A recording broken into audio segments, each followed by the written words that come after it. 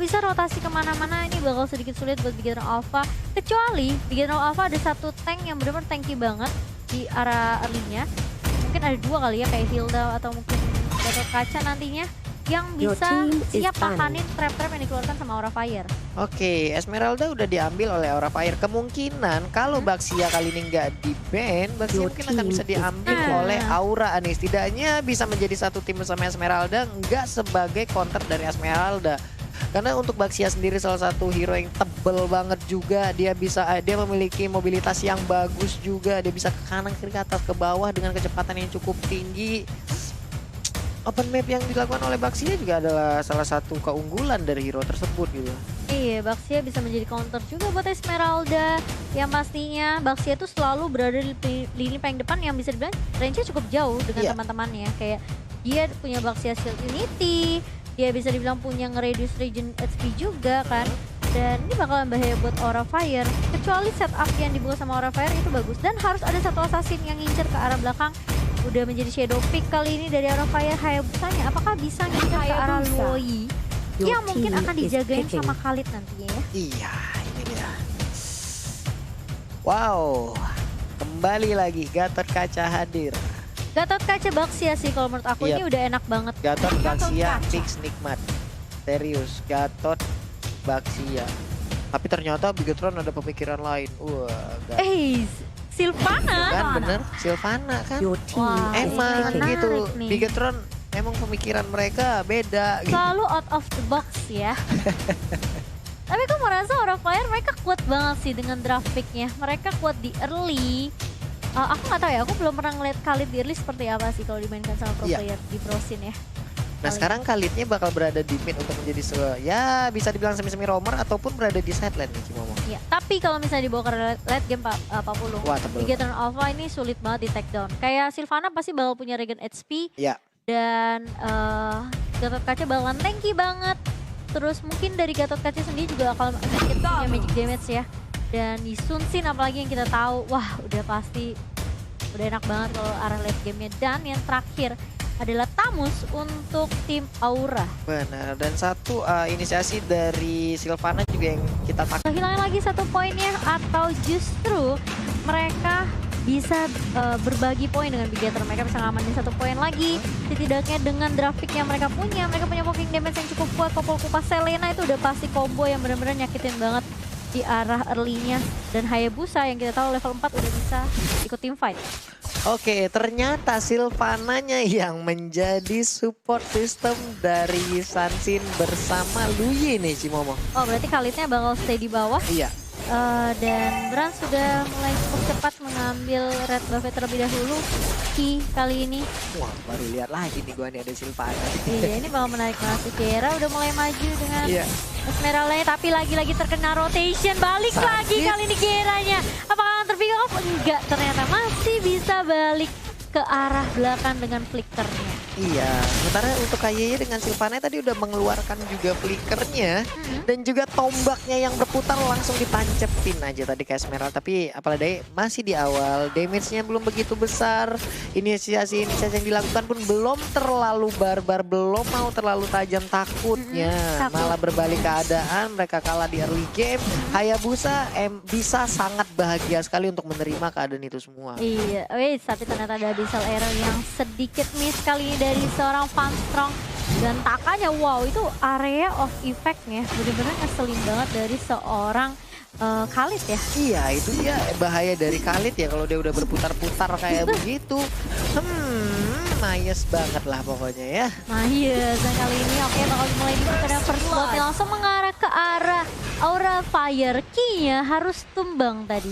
Yap, Sylvananya harus mendapatkan ganjaran tapi ternyata Rainbow langsung membalaskan keadaan. Taka kali ini dikejar oleh Van Strong tapi tidak ada inisiasi tambahan lagi, belum mau begitu dalam. Dan Taka kita lihat aja habis ngedep di situ ya, HP-nya langsung nambah. Tapi rotation tadi udah dikeluarkan juga, Vans hampir aja hilang. Untungnya dengan kuat Shadow dia masih bisa pergi ke arah lainnya. Iya, untungnya masih bisa menyelamatkan diri sendiri karena Vans ini sebagai hyper carry jangan sampai ke pick off juga ya. Dan memang dari seorang Khalid nih benar-benar menyulitkan banget. Dia punya Desert Tornado, dia punya quick send dari guardnya sendiri ya, bisa menambah regen HP-nya kapanpun dia mau. Wih, asik banget dia kalau udah berubah dengan Desert Tornado ya, muter-muter aja di situ. Itu kalau nggak diberhentiin dia muter mulu itu Cimomo. Serius, sampai puyeng gitu ya. Kalau saya bilang muter ya.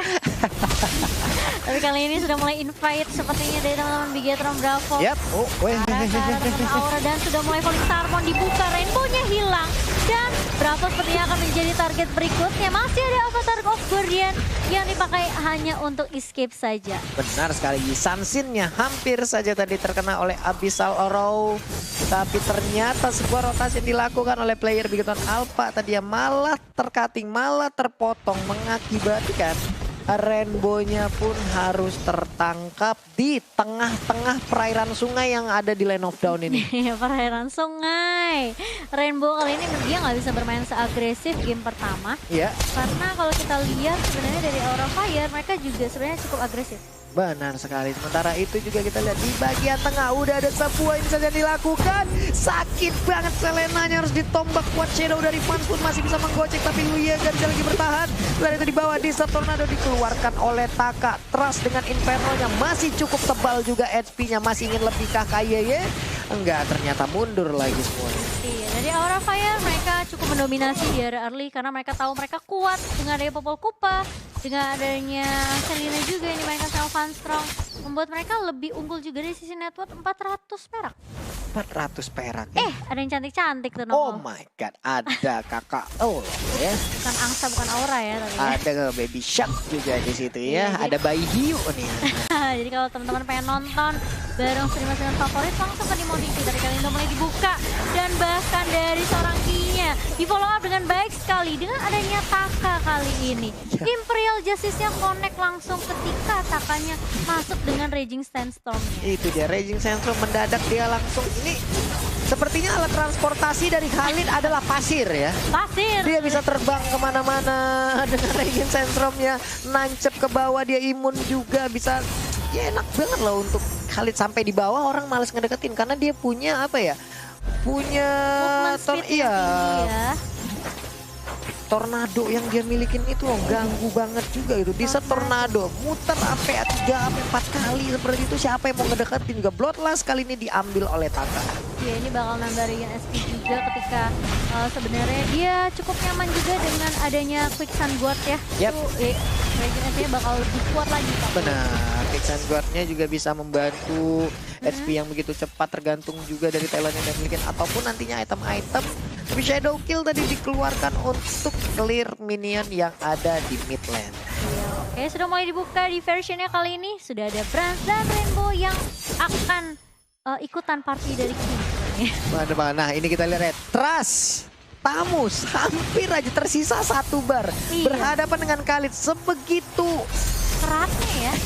Sebegitu sulitnya juga sebenarnya memang sesuai yang tadi informasi masuk ya. Kali ini udah sama seperti Uranus, seperti sama Esme, udah setara kayak sama Uranus dan juga Tamus ya kalau kita lihat. Jadi memang Khalid ini kalau dipasangkan 1v1 dengan seorang Trust dia nggak akan ada takutnya gitu. Meskipun kayak udah di pop up Inferno loh tadi. Bener, itu dia makanya dengan quicksand-nya juga ya mengakibatkan dia lupa pulang itu. Apa itu best? Aku tidak ingat. Aku ingin regen HP-nya di sini aja gitu ya. Tidak mau pulang sama sekali. Jangan dong. Tapi aku baru ngeh ternyata Phoenix yang main di game kedua ya. Iya, ada Phoenix yang langsung bermain aja. Iya. Oke, tapi sejauh ini untuk pertempuran ini masih cukup pasif 3-3 untuk poin kill. Tapi di bagian bawah Taka jauh lebih memenangkan pertarungan di lane-nya. Karena Tamus lebih ingin bergabung join the fight bersama rekan-rekannya cukup berbahaya. Tapi ada Imperial Justice yang dikeluarkan, tapi hanya Kupanya yang tertangkap, Popolnya masih bisa kabur. Iya, kali mulai di follow up dan sudah ada Falling Starmon yang keluar sebenarnya. Tapi ternyata harus di take down Rainbow-nya tadi ya.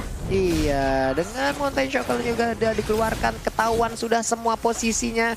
Ada yang bersembunyi, ada yang pulang, ada yang tidak. Tapi di bagian tengah Taka kali ini dengan alat transportasi yang hanya dia yang memiliki seperti ini, ada pasir terbang seperti itu, bisa melakukan fight dan juga rotasi dengan cukup cepat. Apalagi sekarang kita lihat ada Abyssal Arrow ya. Revitalize dibuka. Dan Dan bahkan Avatar Guardian. Guardiannya berhasil untuk menyelamatkan dari Gatot Kaca. Dan sekarang Esmeralda akan merasakan pahitnya berhadapan dengan Taka. Sang penari pun harus kabur, sebegitu sakitnya, bos. Iya, sementara di area atas lihat Ki-nya benar-benar coba dipanis habis-habisan. Dan bahkan lihat Ki-nya masih punya regen HP dari Spiral Strangling dan harus di take down begitu saja seorang Fans. Dan bahkan Phoenix-nya juga harus hilang setelah ada Rainbow yang memberikan support dengan adanya rotation. Kali ini Dispersion bawa mau mana? Oh, enggak jadi kan. Wah, itu dia pergi ke badan Gabriel. Enggak, Fans tertangkap. What? Ini dari playback kita lihat aja tadi. Sebuah hal yang sangat sekali. Ki, kita pikir dia akan pergi dari situ. Ternyata apa itu pulang, dia balik lagi, dia lompat ke dalam regen HP yang dia miliki sungguh-sungguh luar biasa. Belum lagi backupan Rainbow yang ada di belakang yang on point banget. Tepat waktu hilang 2 orang dari Aura.